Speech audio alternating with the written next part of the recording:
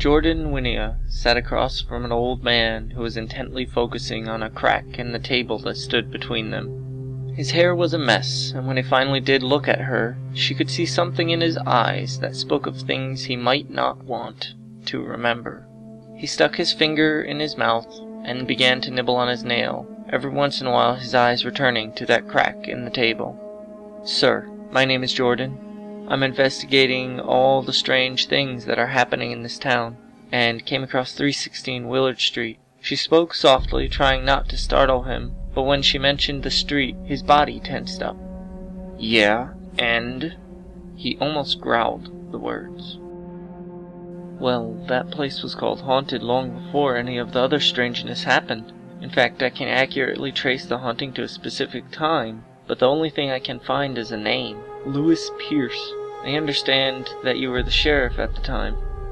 She could see the weariness invade his face as he spoke. "It was the year I quit the police force. It must have been 60 years ago. I want to forget it, but..." He paused, and it was a full minute before he spoke again. "There was a girl, Willow Davis, who had gone missing. She wasn't the first. At the time, young girls had been vanishing often, and it had the entire town blanketed with fear."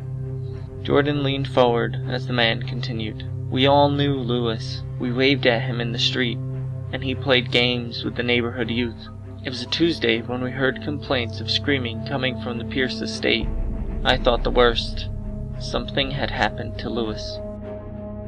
I had to break through the door after there was no response from anyone inside. I remember the house smelled heavily of daffodils and cinnamon. It was an overpowering stench, and I had to cover my nose to continue into the house. The fireplace in the living room was adorned with pictures of neighborhood children. There must have been hundreds of them, each of them smiling, with a balloon in their hand.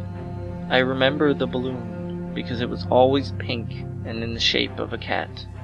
I called out, but the only response I got was some shuffling from upstairs.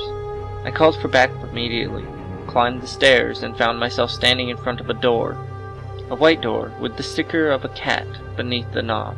When I opened the door, I was hit with a stench that outdid the daffodils and cinnamon. The blinds were closed, but I could hear labored breathing coming from nearby. I could barely see, so I switched on my flashlight. Lying on the floor was Lewis, clearly dead, his blood everywhere. Next to him was Willow Davis. She clutched a knife in her hand, and she was eerily pale. I rushed to her side and went to pick her up, only to find that she was incredibly light, because the bastard had cut off her legs.